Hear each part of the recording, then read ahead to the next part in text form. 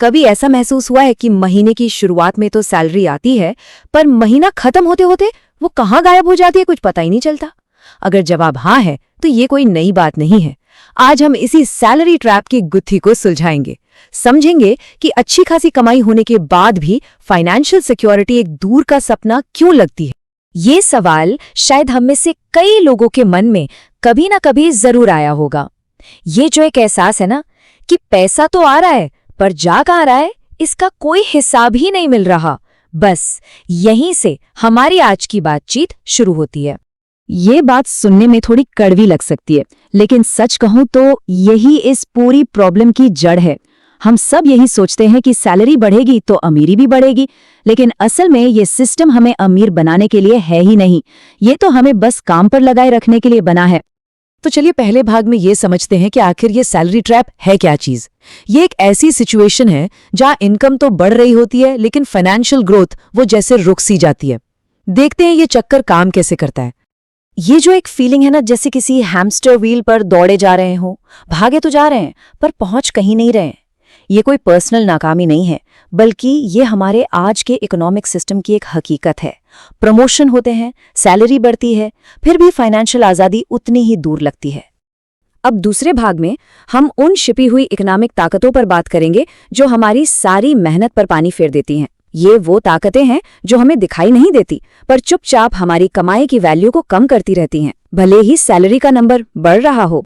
और इन ताकतों में सबसे बड़ी है इन्फ्लेशन, यानी कि महंगाई। इसे एक अदृश्य चोर की तरह समझिए, जो धीरे धीरे हमारे पैसों की कीमत चुरा लेता है। बैंक में रखे 1 लाख रुपए 1 लाख ही दिखते हैं, लेकिन उनकी खरीदने की ताकत, उनकी असली वैल्यू हर साल घटती चली जाती है। ये टेबल एक बहुत बड़ा सच हमारे सामने रखती है। महंगाई का असर हर किसी पर एक जैसा नहीं होता।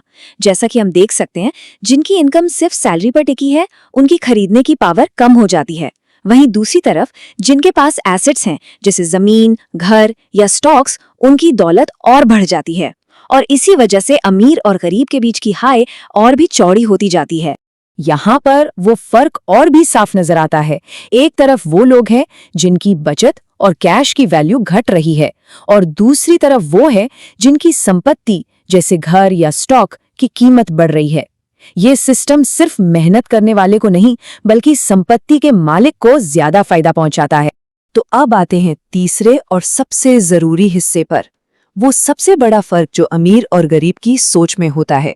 ये सिर्फ पैसा कमाने का खेल नहीं है, ये पैसा बनाने की, मतलब एसेट बनाने की सोच का खेल है। और फाइनेंशियल फ्रीडम का रास्ता इसी सोच में छिपा है। रिच डैड पुअर डैड किताब की ये परिभाषा बहुत ही सिंपल है, पर इसमें बहुत दम है। एसेट यानी संपत्ति वो चीज है जो हमारे लिए काम करती है, जो हमारी जेब में पैसा डालती है, तब भी जब हम काम नहीं कर रहे होते। और इसके ठीक उलट लायबिलिटी यानी देनदारी वो है जो लगातार हमारी जेब से पैसा निकालती रहती है। और मजे की बात यह है कि अक्सर हम जैसे अपनी संपत्ति समझते हैं, जैसे कोई महंगी गाड़ी या बहुत बड़ा घर, वो असल में एक देनदारी होती है जो हमें फाइनेंशियली पीछे खींचती है। ये एक लाइन उस सोच के बदलाव को बिल्कुल सटीक तरीके से समझाती है जिसकी हमें जरूरत है।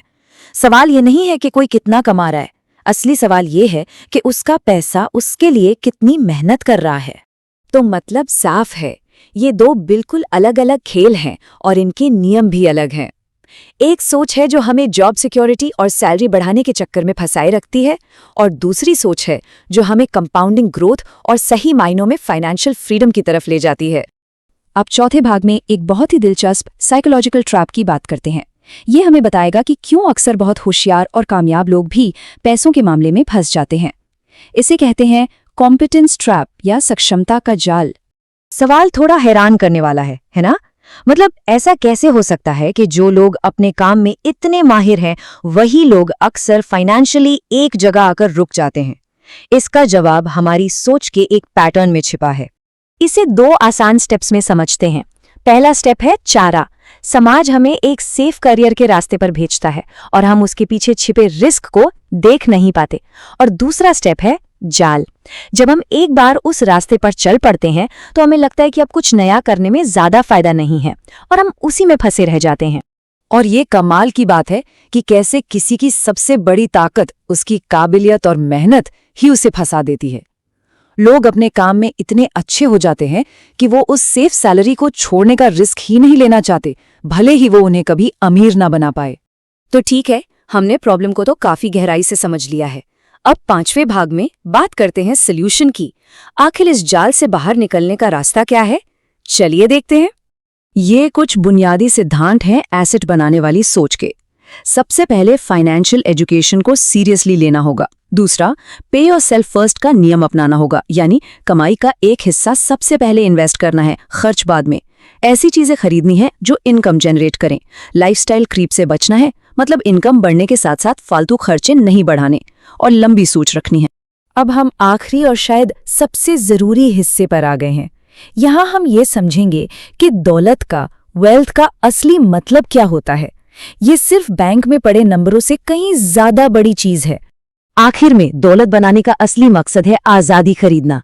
ये चुनने की आजादी कि हम अपना समय कैसे, कहाँ और किसके साथ बिताना चाहते हैं। ये अपनी जिंदगी का कंट्रोल वापस अपने हाथों में लेने के बारे में है। ये एक बहुत ही पावरफुल आइडिया है।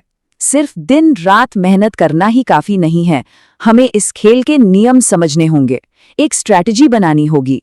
सही तैयारी और स्मार्ट फैसले सिर्फ ज्यादा घंटे काम करने से कहीं ज्यादा जरूरी हैं।